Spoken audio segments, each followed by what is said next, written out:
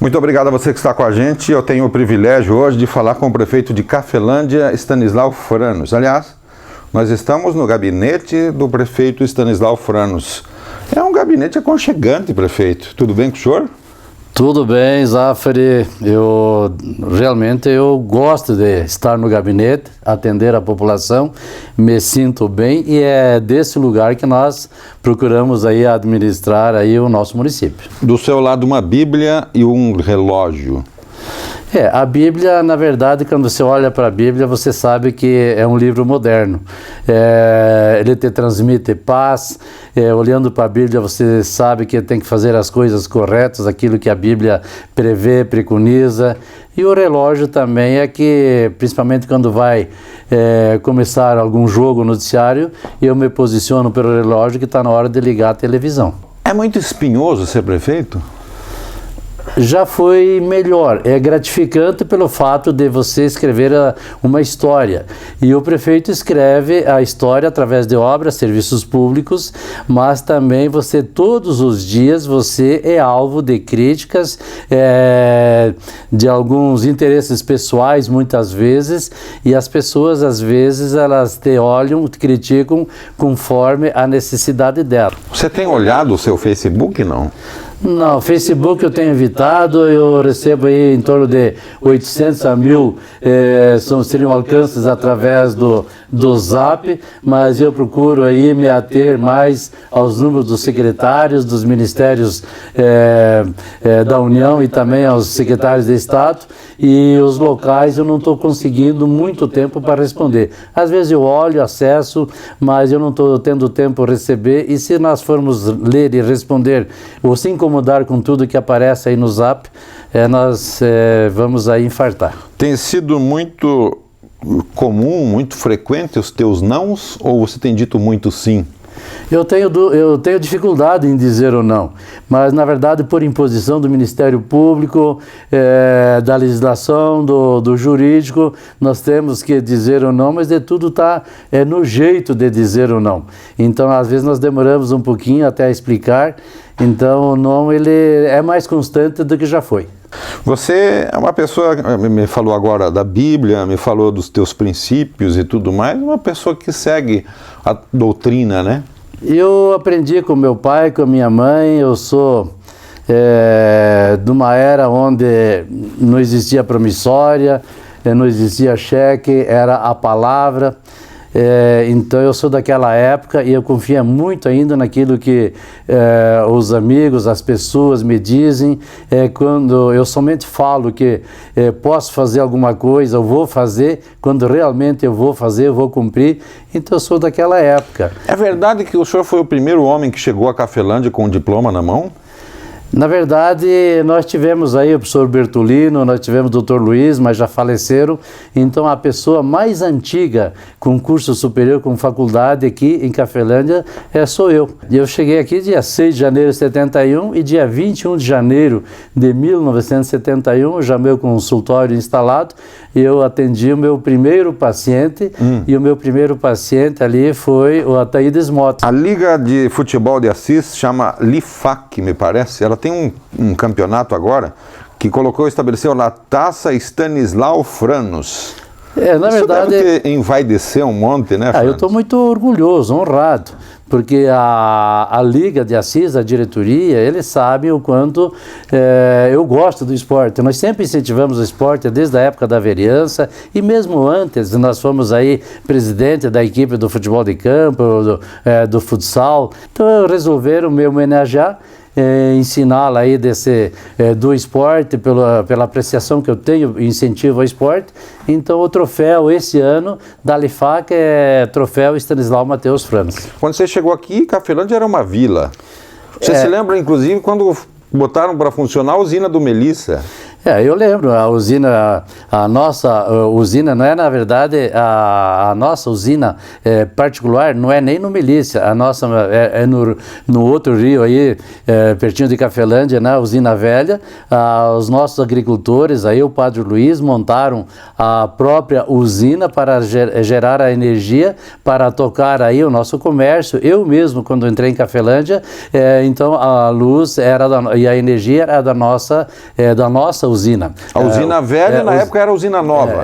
Na época, hoje chama de usina velha, o setor, aquele local. Mas eu mesmo usava energia para tocar o meu gabinete, o consultório, o próprio esterilizador, era com a luz da usina velha. Então, muitas vezes estourava a usina, vazava aquela água, acabava a luz 3, 4 dias. Aí eu lembro que um dia eu deixei o esterilizador ligado, era a água, o esterilizador, você tinha um recipiente com água, você ligava na luz e aí estourou a usina lá e ficou aquilo lá desligado, passou 4, 5 dias lá e a luz voltou justamente num sábado. Aí chegou a esposa do Isamu Ase, a Ritsuko, um dia chegou, tá pegando fogo no teu consultório, que veio a luz, ferveu toda aquela água, a resistência estourou e aí começou a queimar aí os móveis, na verdade, aí onde estava servindo de base para o esterilizador. Aí me avisaram, cheguei lá e daí tirei da parede, desliguei, mas quase que eu perdi todo o gabinete porque a luz só retornou uma semana depois, quando consertaram a usina. Você falou do padre que fez aquele processo, os primeiros passos, inclusive, da cooperativa, né? Você conheceu o Padre Luiz? Conheci o Padre Luiz, e logo que eu entrei em Cafelândia, o Padre Luiz não era muito amigo meu, porque o Padre Luiz ele era rígido. Ele era rígido, concentrador, e sempre que viesse uma pessoa com formação superior, ele imaginava que poderia dominar, ou vir com ideias novas, mas passaram-se 2 ou 3 meses, veio um missionário aqui em Cafelândia, um missionário milagroso, começou a vender alguns chás, umas guarapas aí, dizendo que curava tudo, e eu não acreditei naquilo lá, e eu tinha comprado um carro, um Corcel 69, eu entrei no meio daquele povo, esparramei, afastei aquele missionário milagroso lá, porque estava roubando o nosso povo. Aí o Padre Luiz me chamou no outro dia, me parabenizou, isso uns 3 meses depois que eu estava em Cafelândia, dizendo que o único homem aí que expulsou um vigarista fui eu. Aí ele pediu para mim fazer o cursilho. Eu fui o primeiro cursilista de Cafelândia, aí formamos uma amizade. E o Se tornaram amigos? Nos tornamos amigos. Aí o Padre Luiz, aí, na verdade, tem uma história, criou a cooperativa, criou a usina. Cafelândia deve muito ao Padre Luiz. Dizem que ele tinha as pessoas informantes dele que iam nos bailes. Se o cara ia no baile, no outro dia não recebia a Eucaristia. Olha, eu nunca fui num baile, depois fui numa fila, nunca fui expulso pelo Padre Luiz. Mas os comentários eram esses, de que ele tinha alguém lá que vigiasse quem ia no baile ou se não tivesse bem vestido na fila da comunhão, ele pedia para se afastar. Isso eram os comentários da época. Franos, você está reunindo hoje o pessoal da imprensa para um café da manhã e eu vi que você falou do hospital, né? Parece que o hospital é um dos teus grandes desejos. O hospital era uma necessidade e era um sonho já no meu primeiro mandato. Em 2004, na minha campanha, eu já tinha essa bandeira de construir um hospital, porque eu sabia que o hospital que nós tínhamos, uma hora a vigilância iria fechar, porque era um hospital de madeira, os médicos aí reformavam, procuravam melhorar. E deu nisso aí, né? E aí eu consegui o recurso para construir o hospital, conseguimos com o Ministério da Saúde a construção do hospital, através dos deputados, desse hospital. Você acredita que a gente pode chegar numa solução até o fim do ano? Até o final do ano, com certeza, vai estar funcionando o nosso hospital. Nós vamos atender a nossa população, mas antes de nós atendermos aí, abrirmos o hospital, nós precisamos completar 100% do atendimento à saúde básica do município, que a responsabilidade do município é a saúde básica. Você, inaugurando lá no fim do ano, não acha que isso vai tornar um instrumento eleitoreiro? Ou seja, agora é ano eleitoral e ele inaugura o hospital? Olha, o prefeito anterior inaugurou o hospital antes de concluir, até hoje não está funcionando, aquilo foi eleitoreiro. Eu estou trabalhando com a vigilância sanitária, nós estamos lá na CESA trabalhando para liberar, se a CESA liberar e nós conseguirmos aí fazer funcionar semana que vem, eu coloco em funcionamento. Mas esse decurso de prazo é diante das necessidades, aquilo que precisa, que falta, então é por isso que precisamos de tempo. Me conta uma coisa do Franos em família, assim, porque você me disse que foi para a faculdade, mas na época era uma situação difícil, diferente do que é hoje, né? Aí você me disse, não, mas escolheram um para estudar. Quem fosse fazer faculdade na época era uma loteria. No meu município, naquele ano, em 59, eu fui fazer o ginásio, aliás, a admissão ao ginásio, em 1959, porque a minha mãe reuniu as 3 irmãs e eu, e escolheram um para estudar, para depois de formado, para sustentar a família, porque nós tínhamos um pequeno sítio lá no interior do Rio Grande do Sul, pertinho da Argentina, e aí as irmãs apontaram o dedo para mim, que eu que deveria estudar, para um dia depois de formado. Então isso aconteceu, eu fiz o ginásio em 3 de Maio, depois fiz o científico em Passo Fundo, mas sempre com bolsa de estudo. Aí passar no vestibular era uma loteria, porque você tinha que fazer o vestibular, no meu tempo lá era em torno de 50, 60 candidatos por um, eu fiquei em 3º lugar na época no vestibular, em torno de 900 vestibulantes. Você se dedicou. Eu fiquei em 3º lugar na época, então fiz a minha faculdade de odonto, mas sempre com bolsa de estudo, que o pai não podia pagar. Me formei em 70 e vim diretamente para Cafelândia. Seus pais já não estão mais aqui, né? Não, meus pais eu trouxe para Cafelândia, eu trouxe eles moravam no sítio, no interior, e aí eu comprei uma chacrinha para eles, fiz uma casa boa, eles nunca tiveram luz elétrica antes, nem televisão, e aí eu consegui cuidar deles até falecer. Minha mãe faleceu faz 6 anos, mas ajudei todas as minhas irmãs também. Você cumpriu? Cumpri, eu ajudei todas as minhas irmãs, se bem que 2 ainda se formaram professoras aí, que fizeram normal. Sim. Mas eu ajudei todas elas hoje estão felizes, estão bem, estão gratas aí por eu ter ajudado, mas a minha mãe pediu para ajudar, por isso que as outras trabalhavam enquanto eu estudava. Ô Franos, dentro de casa você se dava melhor com o papai ou com a mãe? Olha, eu me dava com os dois, mas o pai era mais enérgico. E a mãe torcia para o Grêmio e o pai para o Internacional, então eu ficava mais com a mãe, que era gremista. Você torcia para o Grêmio e ela também? A mãe também para o Grêmio, e o pai era do Internacional. Me disseram que a tua atividade aqui na prefeitura, às vezes, vai noite adentro. Sempre. Praticamente todas as noites eu fico, quando tem algum compromisso, alguma reunião, eu saio antes, mas eu fico até 9, 10 horas todas as noites aí para assinar empenhos, para ler projetos, e sábados e domingos é o que mais eu fico. É muito difícil eu sair daqui da prefeitura, do gabinete, nos domingos à noite, antes das 10 ou 11 horas. A Nilva nunca reclamou? Ela sabe, ela reclama, e ela sabe que eu preciso fazer isso, porque eu não leio projetos e não assino empenhos enquanto eu estou atendendo as pessoas. Eu não posso estar fazendo 2 coisas, olhando uma coisa e atendendo. Então, quando eu atendo alguém ali, faço o expediente, então eu procuro atender e dar uma atenção total, exclusiva, para que a pessoa se sinta que ela é bem-vinda aqui no nosso gabinete. Você atirou uma bola dentro, vamos dizer assim, com aquele projeto que fez com a Associação dos Catadores na área de meio ambiente, né?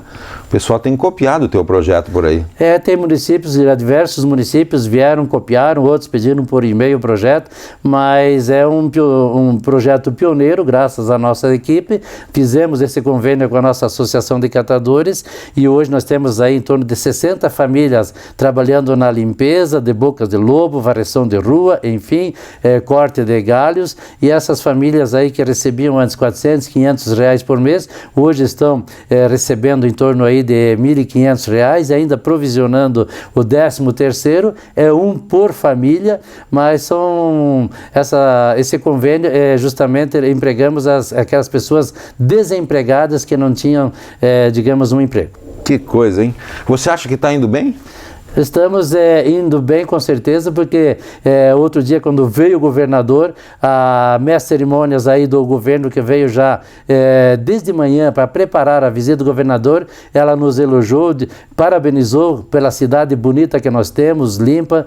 Então isso aqui, às vezes alguém precisa vir de fora para perceber, e nós que convivemos todos os dias, nem percebemos que a nossa cidade é bonita. Aquela situação dos convênios da Itaipu, vão adiante? Estão indo adiante, todos os convênios assinados. A atual diretoria da Itaipu, ela está consentindo que seja concluído, mas acreditamos que outros convênios também virão, mas é claro, com uma análise bem criteriosa e profunda da atual diretoria. Você acha que está difícil seguir adiante? Se consegue fechar o ano equilibrado? Dá para fazer uma previsão a médio prazo? Estamos em dificuldades, porque a economia estagnou, parou, a receita ela até tem se comportado de uma forma um pouquinho positiva, mas as demandas, as necessidades e principalmente a própria legislação, nós temos os avanços, os quinquênios, então as despesas vão aumentando cada vez mais e está ficando, digamos, insustentável para os municípios, não só para nosso de Cafelândia. Você vai inaugurar um posto do SAMU aqui mesmo? Nós vamos sim, dentro de 60 dias nós vamos inaugurar aí o posto do SAMU, vai funcionar